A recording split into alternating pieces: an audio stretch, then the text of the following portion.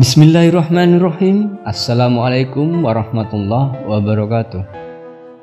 Sahabat Indo Syariah yang dirahmati Allah, dalam kitab Tanbihul Ghafilin, Imam Abu Lais As-Samarqandi menceritakan tentang pertemuan Rasulullah dengan Raja Iblis dan terjadinya dialog di antara keduanya yang disaksikan oleh para sahabat. Allah Subhanahu wa Ta'ala telah memerintahkan seorang malaikat untuk menemui Raja Iblis supaya dia menghadap Rasulullah Shallallahu Alaihi Wasallam untuk memberitahukan segala rahasianya, baik yang disukai maupun yang dia benci. Inilah cara Allah Subhanahu Wa Taala untuk meninggikan derajat Nabi Muhammad Shallallahu Alaihi Wasallam dan juga sebagai peringatan dan perisai untuk umat manusia. Maka malaikat itu pun segera menemui Iblis. Malaikat kemudian berkata, "Hai Iblis, Allah telah memberi perintah kepadaku untuk memerintahkanmu menghadap kepada Rasulullah Shallallahu Alaihi Wasallam. Hendaklah engkau buka segala rahasiamu dan apapun yang ditanya Rasulullah, hendaklah engkau jawab dengan sebenar-benarnya. Jika engkau berdusta, walau satu perkataan pun niscaya akan terputus semua anggota badanmu, uratmu, serta Allah akan mengazabmu dengan sangat keras." Mendengar ucapan malaikat tersebut, Iblis merasa sangat ketakutan. Maka segeralah dia menghadap Rasulullah Shallallahu Alaihi Wasallam.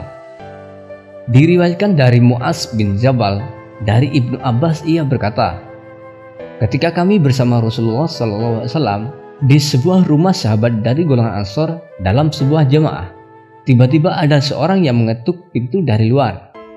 "Wahai penghuni rumah, apakah kalian mengizinkan aku masuk karena kalian membutuhkanku?" Mendengarnya Rasulullah SAW bertanya kepada para sahabat, "Apakah kalian tahu siapa yang berada di luar itu?" Para sahabat pun menjawab, "Tentu Allah dan Rasulnya lebih mengetahui." Rasulullah kemudian berkata, "Dia adalah yang terkutuk, Raja Iblis. Semoga Allah senantiasa melaknatnya." Mendengarnya Sayyidina Umar kemudian berkata, "Ya Rasulullah, apakah engkau mengizinkanku untuk menebasnya?" Nabi kemudian menjawab, "Bersabarlah wahai Umar, apakah engkau tidak tahu bahwa dia termasuk makhluk yang tertunda kematiannya hingga waktu yang telah ditentukan, yaitu di hari kiamat. Sekarang silahkan buka pintu untuknya, karena kedatangannya sedang diperintah Allah." Ibnu Abbas melanjutkan, "Maka dibukalah pintu. Kemudian Iblis masuk ke tengah-tengah kami dengan wajah seorang yang sudah tua bangka dan buta sebelah matanya. Dagunya berjenggot sebanyak 7 helai. Panjang rambutnya seperti panjang rambut kuda. Kedua kelopak matanya memanjang ke atas. Kepalanya seperti kepala gajah yang sangat besar. Gigi taringnya memanjang keluar seperti taring babi. Dan kedua bibirnya tebal seperti bibir macan." Setelah sampai di dekat Rasulullah, Iblis pun memberi salam sebanyak 3 kali. Tetapi tidak juga dijawab oleh Rasulullah Shallallahu Alaihi Wasallam. Maka Iblis menjawab sendiri salamnya dengan ucapan "Allahi laknat", yang artinya "aku makhluk yang dikutuk." Iblis berkata, "Ya Rasulullah, mengapa engkau tidak menjawab salamku? Bukankah salam itu sangat mulia di sisi Allah?" Maka Nabi menjawabnya dengan marah, "Hai musuh Allah, kepadaku engkau ingin menunjukkan kebaikan. Janganlah engkau coba menipuku sebagaimana kau tipu Nabi Adam hingga keluar dari surga. Habil mati teraniaya dibunuh Qabil dengan sebab hasutanmu. Nabi Ayub engkau tiup dengan asap beracun ketika sujud kepada Allah sehingga dia sengsara beberapa tahun. Nabi Daud dengan perempuan Uria. Nabi Sulaiman meninggalkan kerajaannya karena engkau menyamar sebagai istrinya. Dan begitu juga beberapa anbiya dan umatnya yang telah menanggung sengsara akibat hasutanmu. Hai Iblis, sebenarnya salam itu sangat mulia di sisi Allah Subhanahu wa Ta'ala. Hanya salammu saja yang aku tidak hendak menjawabnya karena diharamkan oleh Allah. Aku sangat mengenalmu, engkau iblis, raja segala iblis, syaitan dan jin yang penuh penyamaran. Apa hendakmu datang menemuiku?" Iblis pun ketakutan dan berkata, "Ya Nabi Allah, janganlah engkau marah, karena engkau adalah khatamul anbiya, maka dapat mengenaliku. Kedatanganku karena diperintah Allah untuk memberitahu segala tipu dayaku terhadap umatmu dari zaman Nabi Adam hingga akhir zaman. Ya Nabi Allah, setiap apa yang engkau tanya, aku bersedia menerangkan satu persatu dengan sebenarnya. Tiadalah aku berani menyembunyikannya." Maka Iblis pun bersumpah menyebut nama Allah dan berkata, "Ya Rasulullah, Sekiranya aku berdusta sepatah kata pun, niscaya hancur leburlah badanku menjadi abu. Mendengar sumpah iblis, Nabi pun tersenyum dan berkata dalam hatinya, inilah satu peluangku untuk mensiasati segala perbuatannya, agar didengar oleh sekalian sahabat yang ada di majelis dan menjadi perisai kepada seluruh umatku. Rasulullah bertanya, hai iblis, siapakah sebesar-besar musuhmu dan bagaimana aku terhadapmu? Iblis menjawab, ya Nabi Allah, engkaulah musuhku yang paling besar di antara segala musuhku di muka bumi ini. Maka Nabi pun memandang wajah iblis, dan iblis pun menggetar ketakutan. Sambil menunduk, iblis melanjutkan, ya Khatamul Anbiya, adapun aku mendapat berubah diri seperti rupa manusia, binatang dan lainnya, sehingga rupa dan suara tidak berbeda kecuali dirimu saja yang tidak dapat aku tiru, karena dicegah oleh Allah. Sekiranya aku menyerupai dirimu, maka terbakarlah diriku menjadi abu. Rasulullah bertanya lagi, hai iblis, bagaimana perbuatanmu kepada makhluk Allah?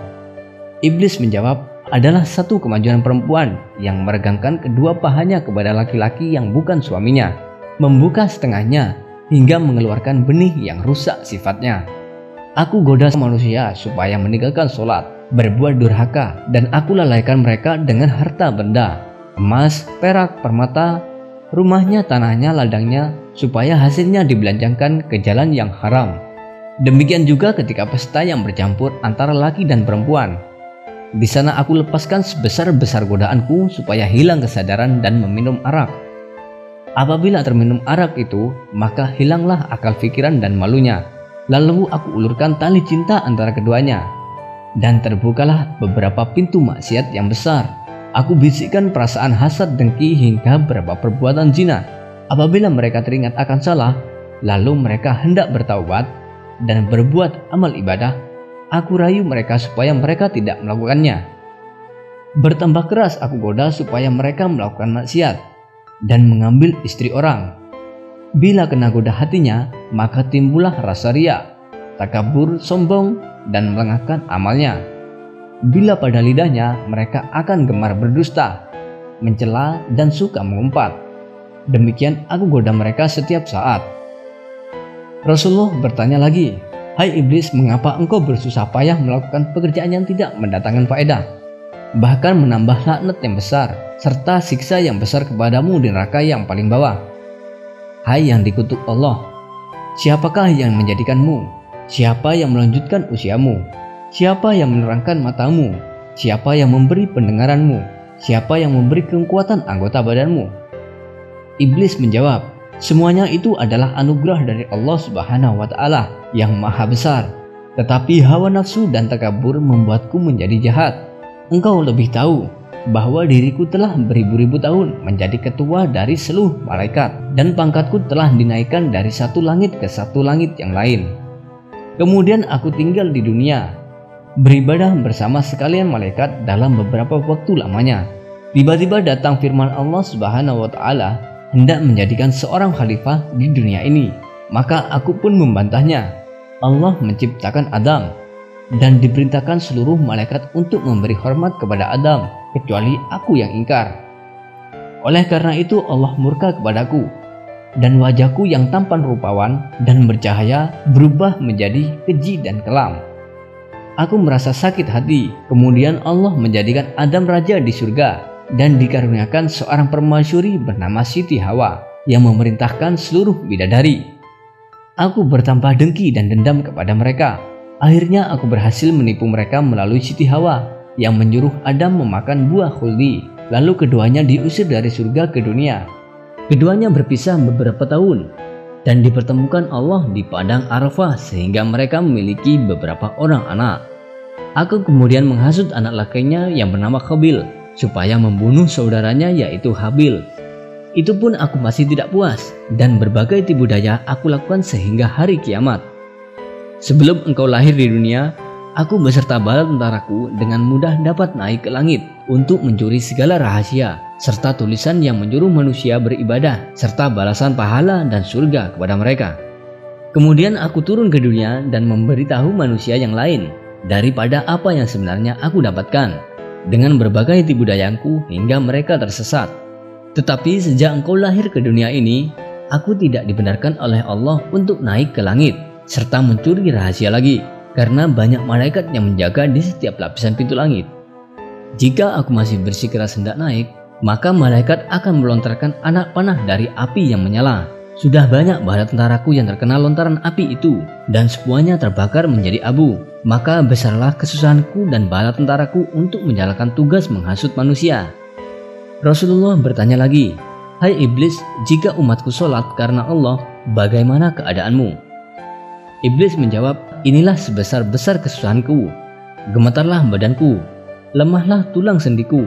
Maka aku kerahkan berpuluh-puluh iblis datang menggoda seorang manusia pada setiap anggota badannya. Segala upaya kulakukan agar mereka malas sholat, rasa was-was, terlupa jumlah rakaatnya, bimbang pada pekerjaan dunia yang ditinggalkannya, hingga hendak cepat selesai sholatnya.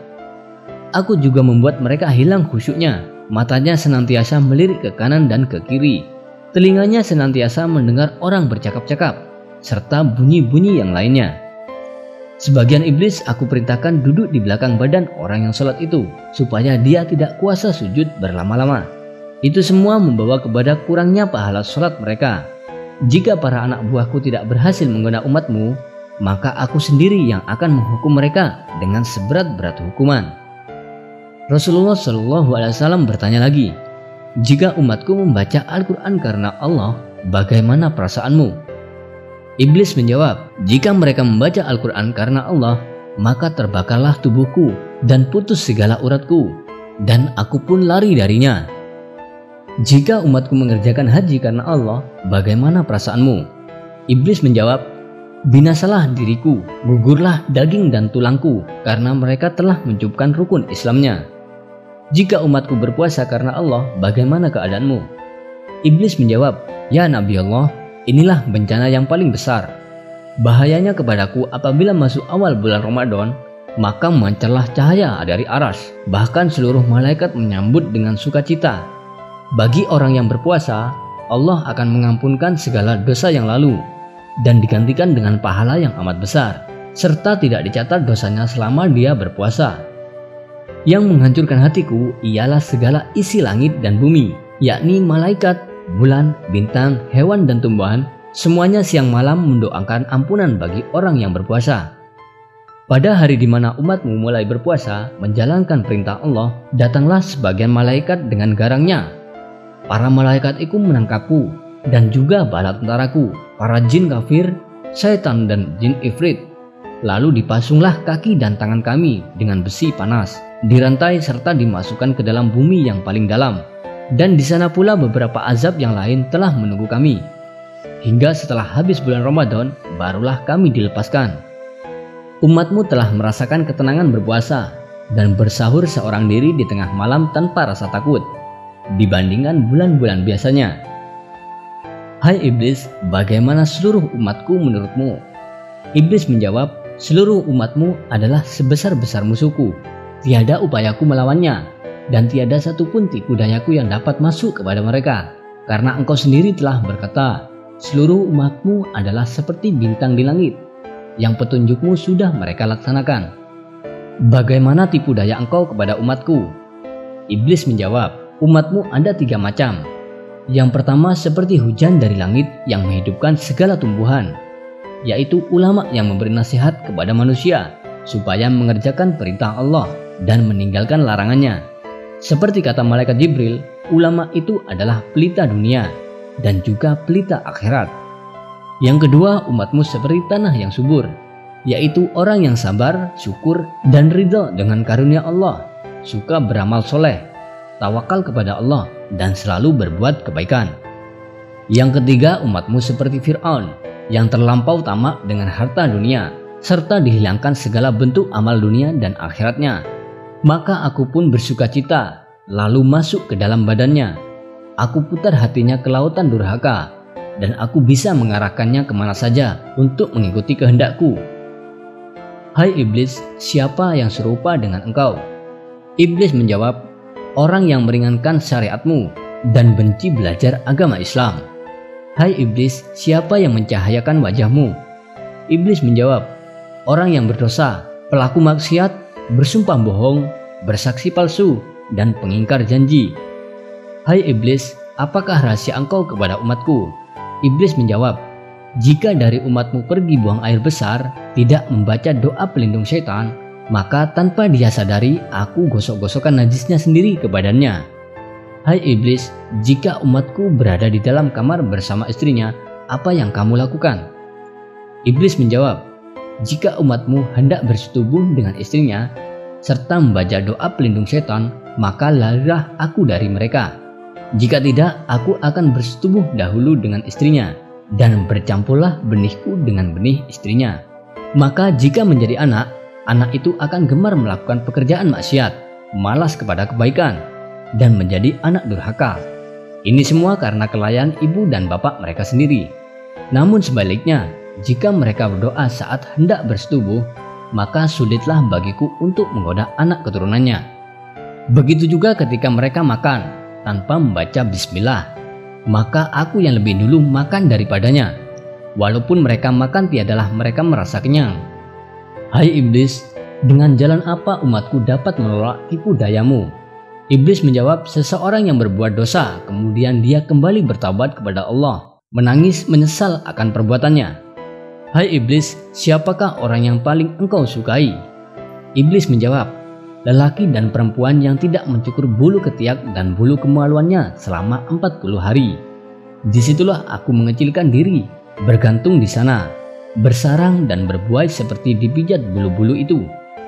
Hai iblis, siapakah saudaramu? Iblis menjawab, orang yang tidur telungkup, orang yang matanya terbuka di waktu subuh, tapi dia tidur kembali. Lalu aku lenakan dia hingga terbit fajar. Demikian juga pada waktu zuhur, asar, maghrib dan isya. Aku beratkan hatinya untuk melaksanakan sholat.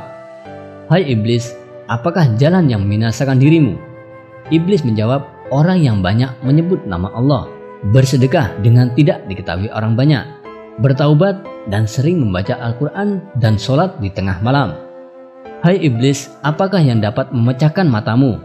Iblis menjawab, orang yang duduk di masjid serta beriktikaf di dalamnya, orang yang taat kepada ayah dan ibunya, mematuhi mereka dan membantu makan dan pakaian mereka selama hidup. Karena engkau telah bersabda, sesungguhnya surga itu terletak di telapak kaki ibu. Demikianlah yang terjadi ketika Rasulullah SAW berhadapan dengan Raja Iblis di depan para sahabat. Sahabat Indo Syariah yang dirahmati Allah, banyak pelajaran penting yang bisa kita ambil dalam kisah ini.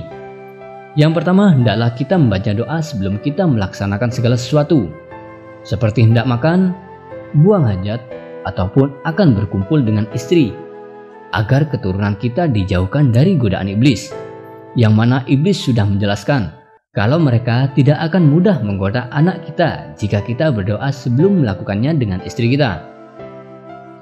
Semoga kisah ini bermanfaat dan menambah kecintaan kita kepada Rasulullah SAW, menambah keimanan dan ketakwaan kita kepada Allah Subhanahu wa taala.